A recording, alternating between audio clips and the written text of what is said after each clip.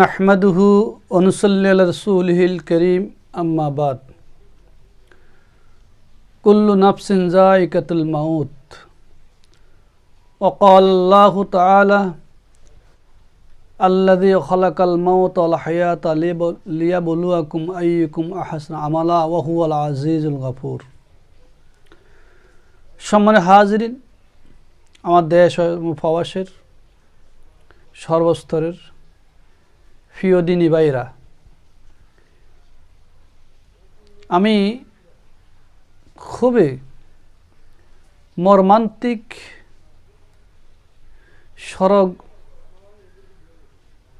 সড়ক দুর্ঘটনায়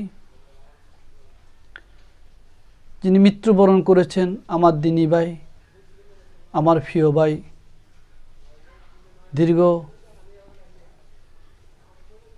দীর্ঘদিনের সম্পর্ক, গভীর সম্পর্ক, যিনি আমাদের একেবারে পরিচিত মুখ,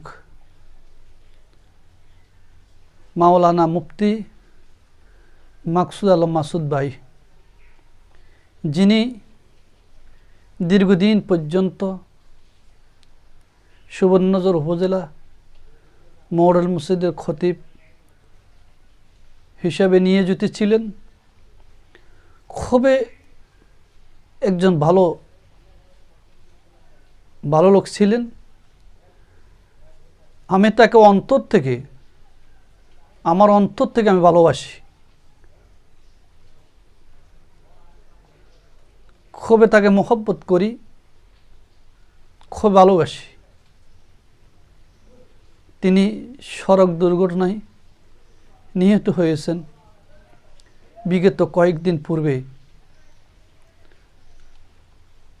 শ্বশুর বাড়িতে আসার সময় মসজিদে নামাজ পড়াবেন, জামাত ধরবেন, এই জন্য মসজিদ দিকে রওনা হয়েছেন। আল্লাহ পাকের কি লীলা খেলা! একজন আলেম, একজন হাফেজ কোরআন, একজন খতিব, আদর্শবান ছেলে, এত সুমিষ্টিবাসী কথা, আজকে আমরা তাকে হারিয়ে ফেলছি। খুবই কষ্ট লাগে, মনকে বুঝাতে পারি না। তার বাবা মা কি অবস্থা আছে, বাবা মা ভাই, তারা কত আদরের ছেলের জন্য বেহুশ হয়ে গেছে। হাজার হাজার মানুষ তার জানাজায় উপস্থিত হয়েছেন, তার জানাজা পড়ার জন্য, দোয়া করার জন্য। দুটি ছেলে মেয়ে রেখে একেবারে কম বয়সী স্ত্রীকে রেখে এই দুনিয়া ছেড়ে পরকাল গমন করেছেন। সম্মানিত হাজিরিন, আপনারা মুফতি মাকসুদ আলম মাসুদের জন্য অন্তর থেকে দোয়া করবেন, অন্তর থেকে দোয়া করবেন।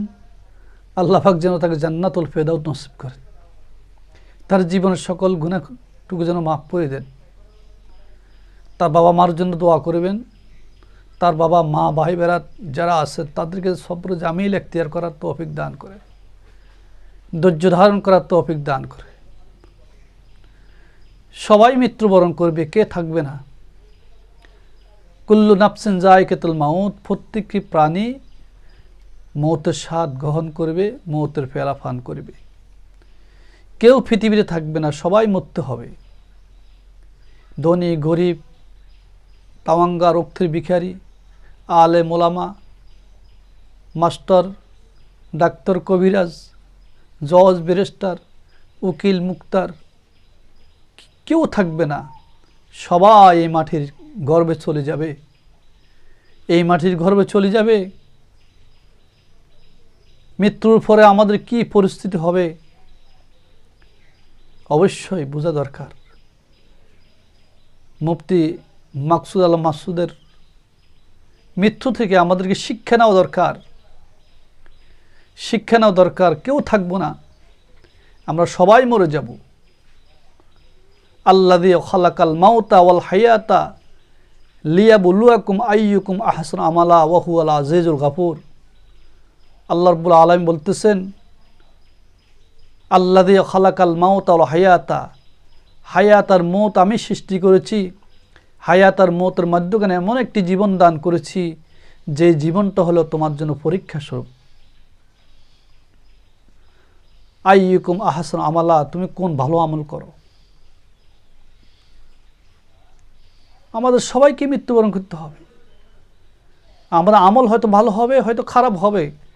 আমল যদি খারাপ হয় আমাদের ফলাফল খারাপ হবে, আমল যদি ভালো হয় আমাদের ফলাফল ভালো হবে। আল্লাহু আকবার। এই ছেলেটি অত্যন্ত ভালো ছিলেন, আমাদের সাথে ভ্রাতৃত্বের বন্ধন ছিলেন। আমরা একে অপরকে কত মহব্বত করতাম, ভালোবাসতাম। এই 2 সপ্তাহ আগে, প্রায় দুই সপ্তাহ আগে আমার সাথে সাক্ষাৎ, আমার সাথে দেখা। কি সুন্দর একটা মিষ্টি হাসি দিলেন, কি সুন্দর আচার আচরণ, কথাবার্তা। ভাই কই যাচ্ছেন? চলে যাচ্ছেন? আমি চলে যাচ্ছি। একে অপর থেকে দোয়া নিলাম। আজকে মাকসুদ আমাদের মাঝে নাই, মুফতি মাকসুদ আলম আজকে আমাদের মাঝে নাই। আমরাও তো একদিন মরে যাব, আমরাও একদিন শেষ হয়ে যাব, কি নিয়ে যাব? এই জন্য তার মৃত্যুতে আমরা গভীর শোক প্রকাশ করি। তার জন্য অন্তর থেকে দোয়া আসে। তার ছবিগুলো দেখলে, তার ভিডিওগুলো থেকে মন যেন, রুহু যেন বাহির হয়ে যাবে, আত্মা যেন বাহির হয়ে যাবে। দরগায় কান্দা আসে, কাঁদা আসে, চোখের পানি ধরে রাখতে পারি না, চোখের পানি ধরে রাখতে পারি না। আল্লাহ, আপনি কি করলেন? এই একটা যুবক ছেলে, অল্প বয়স, মুফতি, আলেম, হাফেজ কোরআন, দ্বীনের খেদমত করে, দা ইলাল্লাহর খেদমত করে, মাতা পিতার সেবা যত্ন করে, এই জাতির কর্ণধার। আপনি অল্প বয়সে তাকে নিয়ে গেলেন, কত চোর ডাকাত লম্পট রাস্তা রাস্তা হাঁটে, আপনি তাদেরকে তো কিছু করেন না। ঠিক আছে, হায়াত আপনার হাতে, মৌত আপনার হায়াত আপনার হাতে। আপনার যাকে ইচ্ছা করে তাকে মৃত্যু দান করবেন, যাকে ইচ্ছা করে তাকে আপনি রাখবেন পৃথিবীতে।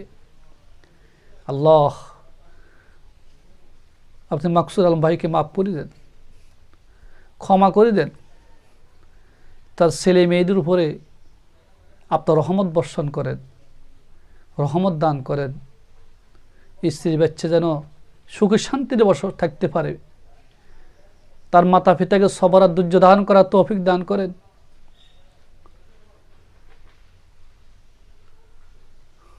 এই স্বভাবত পরিবার,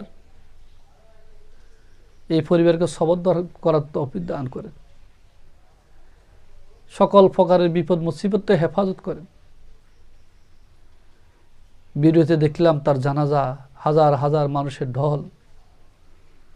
কত মানুষ তার জানাজায় অংশগ্রহণ করেছে, তার কবর জিয়ারত করেছে।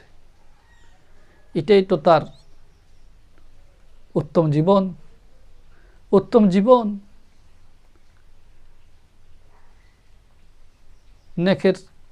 নেক কাজ করার স্মৃতি। আল্লাহ, আপনি আমাদেরকে মাফ করে দেন, আমাদের সবাইকে উত্তম হায়াত দান করেন। এ আল্লাহ, মৃত্যুর সময় মেয়াদ নসিব করিয়েন। মডেল মসজিদ ইমামতি করে জুমা পড়ায়, মাত্র 15,000 টাকা বেতন। এই বেতন দিয়ে কী হয়? কি তার পরিবার চালাবে, নাকি থাকা খাওয়ার ব্যবস্থা করবে, বাসা ভাড়া দিবে, না নিজে চলবে, না বাড়ি করে ফাটাবে? কত পেরেশান বেকার।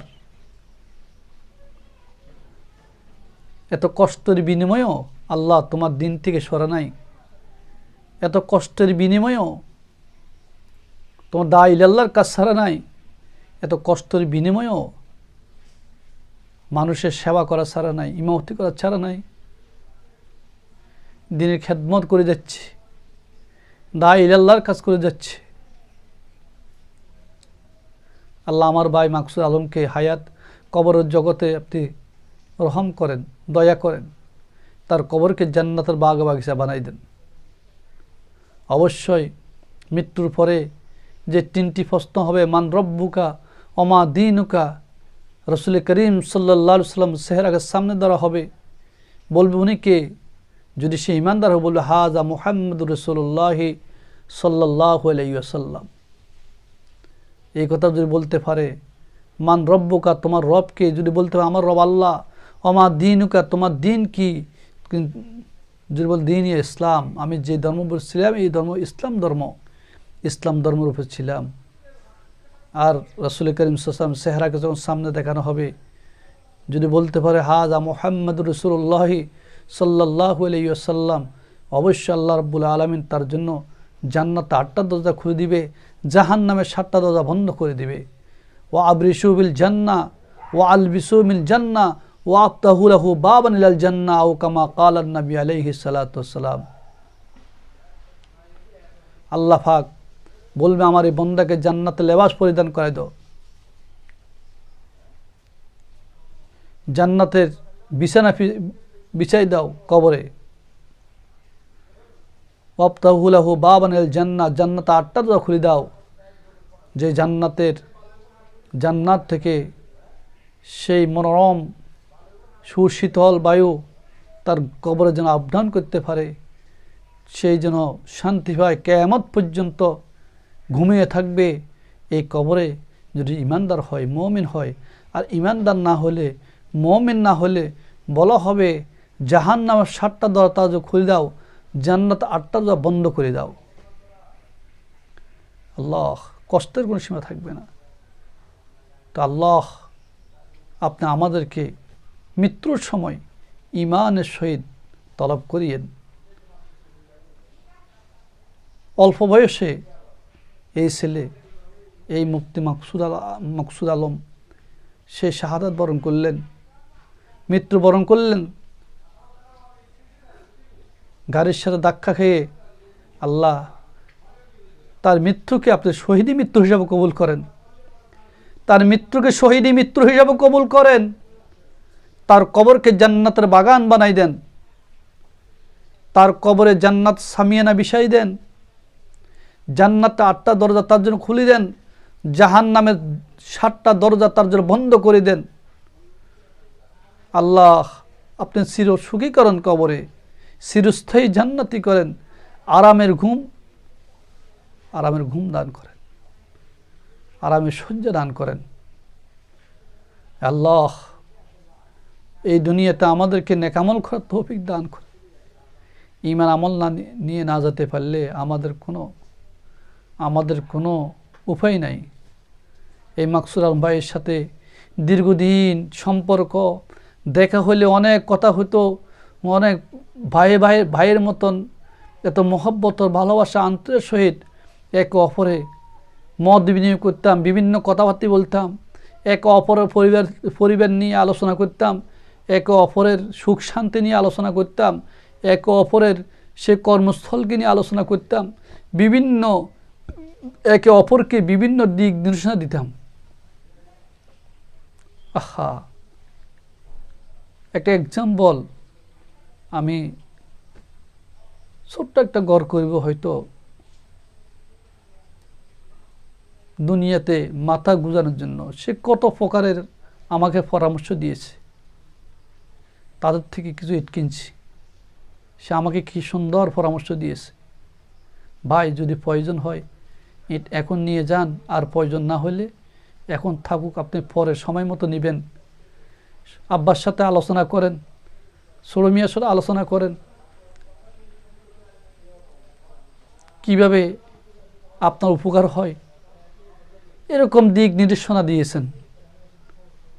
এটা সুন্দর আলোচনা। আর বলতেন না, আমি বলতাম না, কোনো প্রয়োজন নেই, আপনি কেন বলবেন? আল্লাহু আকবার, আল্লাহু আকবার। মনের মধ্যে শুধু তার জন্য মনটা শুধু কাঁদতেছে। রাতে ঘুম হয় নাই, তার কথা স্মরণ পড়ে।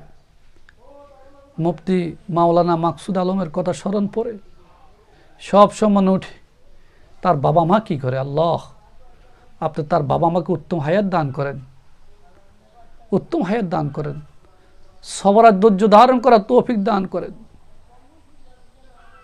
সে আমাদের এলাকার মাদ্রাসায় শিক্ষকতা করতেন।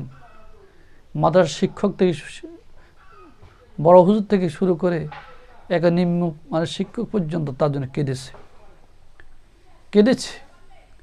মাদ্রাসার দরজ বন্ধ হয়ে গেছে, ক্লাস বন্ধ হয়ে গেছে, অনুষ্ঠান বন্ধ হয়ে গেছে। কি লীলা খেলা! আল্লাহ আপনি কেন মানুষ তৈরি করেন? কেন আমাদেরকে দুনিয়াতে পাঠাইছেন? এইভাবে কেন হঠাৎ করে মৃত্যু দেন? বুঝতে পারি না। ঘর সংসার করার ব্যবস্থা করেন, চাকরির ব্যবস্থা করেন, লেখাপড়ার ব্যবস্থা করেন, মুফতি বানান, মুহাদ্দিস বানান, আলেম বানান, হাফেজ বানান, এবং ইসলামী শিক্ষায় শিক্ষিত করেন, এবং শিক্ষক ছাত্রের মধ্যে একটা মহব্বত আর উলফত পয়দা করেন। দিনের দায়ী হিসাবে দিনের খেদমত করার সুযোগ দান করেন। এর হঠাৎ করে আপনি দুনিয়া থেকে নিয়ে যান। আল্লাহু আকবার। আপনার কি লীলা খেলা বুঝি না। আল্লাহ আপনার লীলা খেলা কি বুঝি না। কি করবো আল্লাহ? এই দুনিয়ার মহব্বত আর ভালোবাসা দিয়ে আপনার ভালোবাসা আমাদের প্রয়োজন। জান্নাতের দরকার নাই, জাহান্নামের প্রয়োজন নাই, কিন্তু আমরা যেন আপনার দিদার পাই। জান্নাত দোজক সে আর বে ক্যা করো, আর জু হাই মাই তুঝে দেখা করো, হোরে গেলমা জিতনি নেমত হায়ে তু, সবচেয়ে বড় নেমতে দিদারে তু। আয় আল্লাহ, জান্নাত আর দোজক দিয়ে কি করবো? আর জু হাই মাই তুঝে দেখা করো, আমাদের আশা আকাঙ্ক্ষা হলো তুমি খোদার দিদার লাভ করা। তুমি জান্নাত দিলেও রাজি, জাহান্নাম দিলেও রাজি, কিন্তু জাহান্নাম যে দিবা আমাদের একটা আক্ষেপ শর্ত আছে, ওই জাহান্নামের থেকে যেন তুমি রবের দিদার লাভ করতে পারি। হুর গেলমা যেতনি নেমত হায়ে তু, হুর এবং গেলমান দিয়ে কি করব? সবচেয়ে বড় নেয়ামত দিদার। সবচেয়ে তো বড় হলো তুমি রবের দিদার করা, তুমি রবের সাথে সাক্ষাৎ করা। জান্নাতে 70,000 হুর দিবা, 70,000 গেলমান দিবা, এটা তো আমাদের মুখ্য উদ্দেশ্য নয়, এটা আমাদের চাহিদা নয়, এটা আমাদের ছাওয়া পাওয়া নয়। আমাদের ছাওয়া পাওয়া হলো তুমি রবের দিদার, তুমি রবের দিদার, তোমার রবের সাথে সাক্ষাৎ। এই জন্য তুমি মৃত্যুর সময় শহীদি মৃত্যু দান করিবা। আল্লাহ, শেষ কথা, আপনি আমার হাফেজ মাওলানা মুফতি মাকসুদ আলম ভাইকে আল্লাহ জান্নাত উচ্চ মাকান দান করেন, তাকে কবরে হাসরে ময়দানে শান্তি দান করেন, তার ছেলে মেয়েদের উপরে আপনার রহমত দান করেন, ছেলে মেয়ে স্ত্রীর উপরে আপনার রহমত দান করেন, স্ত্রীকে সবার ধৈর্য ধারণ করার তৌফিক দান করেন, মাতা পিতাকে ধৈর্য ধারণ করার তৌফিক দান করেন, ভাইদেরকে ধৈর্য ধারণ করার তৌফিক দান করেন, সবর করার তৌফিক দান করেন। তাদের অন্তর মধ্যে পয়দা করে দিন যে আল্লাহ, এই মাকসুদ আলম মৃত্যুবরণ করেছে, সে তো তুমি তাকে জান্নাতের বাসিন্দা বানাও, আর কাল কিয়ামতের ময়দানে আমাদেরকে তার সঙ্গী হিসাবে আমাদেরকে জান্নাতে নিও। আর এই মাতা পিতাকে যেন জান্নাতে নিতে পারে, আলেম হিসাবে, হাফেজ কোরআন হিসাবে, হাফেজ কোরআন মুফতি আলেম, যেন আলেম হওয়ার কারণে তার মাতা পিতাকে নিয়ে যেন জান্নাতে যেতে পারে, সেই তৌফিক আল্লাহ দান করেন। আমিন ইয়া রাব্বাল আলামিন।